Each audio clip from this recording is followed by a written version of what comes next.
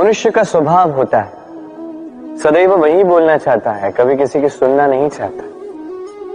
किंतु उसका ये स्वभाव उसे एक बहुत बड़े ज्ञान से दूर रखता है, सामने वाले व्यक्ति के व्यक्तित्व के ज्ञान से दूर। इसलिए यदि आप किसी को पहचानना चाहते हैं, उन्हें समझना चाहते हैं, तो उन्हें रोकें, बस बोलने दें।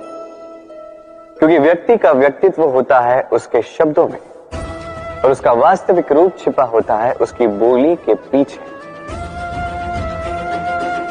बोलने दें, धीरे धीरे करके आप सब समझ जाएंगे। यही अंतर होता है एक साधारण पुरुष में और एक महापुरुष में।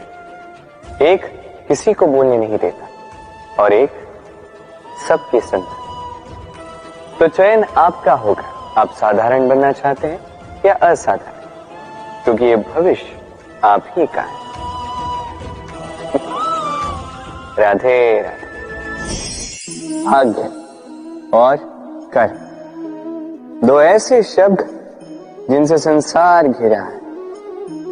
कोई कहता है मेरे भाग्य में ये नहीं था कि मेरा जीवन ऐसे हो जाता, जो मुझे ये मिल जाता। कोई कहता है कि मेरे पिछले जन्म के कर्म कुछ ऐसे रहे होंगे जिसके कारण इस जन्म में ऐसा भाग्य मिला। सब छोड़ दीजिए और एक बार शांत मन से सोचिए। आप जानेंगे कि भाग्य और कर्म दोनों इसी जन्म के हैं। अंतर बस इतना है, बात की जाए भाग्य की, तो इस भाग्य से आप जितनी आशा करोगे उतनी ही निराशा पाओगे, क्योंकि ये आशा आपको कर्म करने से रोकती है।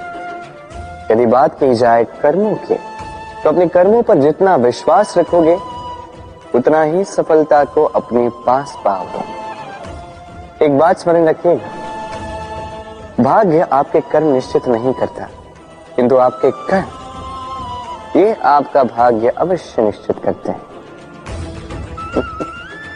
राधे राधे। शब्द क्या है ये शब्द? फेफड़ों से निकलती वायु जो कण से टकराकर कंपन में परिवर्तित होती है, क्या ये है शब्द? नहीं। शब्द नाद, शब्द ब्रह्म है। ये शब्द अत्यधिक शक्तिशाली। इन शब्दों में इतनी शक्ति होती है कि संसार बदल सकते हैं। आपके शब्द बीज की भांति होते हैं, किसी के मन में कांटे भी उगा सकते हैं, पुष्प भी उगा सकते हैं। यदि कोई व्यक्ति निराश हो, अपने जीवन का सबसे कठिन समय व्यतीत कर रहा हो, उसे प्रेरणा के 2 शब्द दे दो, वो असंभव से असंभव कार्य कर देगा। जैसे जामवंत की प्रेरणा से वीर हनुमान ने सागर को लांघा, वही यदि कोई उत्साही हो, उसका उत्साह कम करने के लिए कहे गए 2 शब्द उसे उसके पतन की ओर स्वयं ले जा सकते हैं। तो इन शब्दों के महत्व को समझिए, इनकी शक्ति को समझिए और मेरे साथ प्रेम से कहें राधे राधे। हम में से अधिकतर लोगों को ये शिकायत होती है कि लोग तभी हमें स्मरण करते हैं जब उनका समय होता है, जब हमारी आवश्यकता होती है, जब कुछ काम होता है। जैसे ये समय निकल जाता है, जैसे उनका काम पूर्ण हो जाता है, वो हमसे दूर हो जाते हैं, भूल जाते हैं हम। अब इसके विषय में सोचकर बुरा अवश्य लगता है, पर कई बार संबंधियों से, मित्रों से, अपने दायित्वों से मन भर जाता है। किंतु यदि ऐसा आपके साथ हो तो आपको मन छोटा करने की आवश्यकता नहीं है। इसी परिस्थिति को किसी और दृष्टिकोण से देखने का प्रयास कीजिए। स्मरण रखिएगा, व्यक्ति दीपक को तभी स्मरण करता है जब उसके जीवन में अंधकार होता है। अब प्रसन्न हो जाइए, क्योंकि आपके पास वो अवसर है कि आप किसी के जीवन में प्रकाश की वो किरण ला सको, किसी को वो उचित मार्ग दिखा सको, किसी को सहयोग दे सकते हैं, ये पुण्य अर्जित कर सकते हैं। किसी से कोई आशा रखने की आवश्यकता नहीं है। जिसको आपकी जितनी आवश्यकता है उतनी सबकी सहायता कीजिए, उतना सबको प्रेम दीजिए और इसी प्रेम के साथ आके मेरे साथ कहे राधे राधे।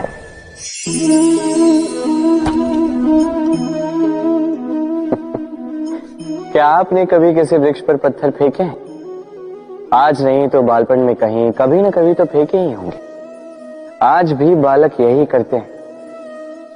किंतु क्या कभी आपने सोचा है कि क्यों उन्हीं वृक्षों पर पत्थर फेंके जाते हैं जिन पर फल लगते हैं?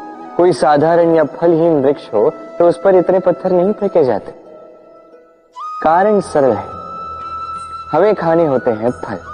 अब उन्हें प्राप्त करने के लिए हम पत्थरों को फेंक कर उन्हें प्राप्त करने का प्रयास करते हैं। अब दूसरी ओर वृक्ष जो है वो इन पत्थरों के रूप में विरोध को सहता रहता है, फिर भी वही बना रहता है जो सदैव से था। वही फल हमें देता रहता है जो सदैव से देता आया है, और इसीलिए वो हमारे लिए मूल्यवान होता है।